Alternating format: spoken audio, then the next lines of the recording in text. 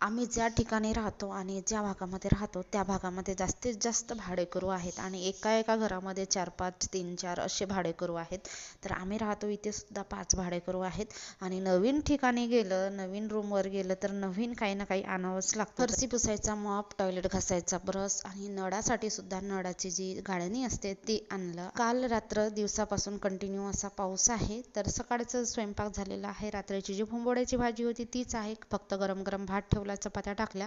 रुद्रांचे पप्पा जेवण करत आहेत आणि मी माझ्यासाठी मका भाजून घेते. सकाळी सकाळी थोडीशी क्लिनिंगची कामं होती, जी की आपली टॉयलेट बाथरूम बॅक साईडची क्लिनिंग होती, जे की असे जे भाडेकरू आधीचे होते त्यांनी तर असंच ठेवलं होतं, जे आपल्याला आता आपण उपयोग करतो तर आपल्याला करणं भागच असते.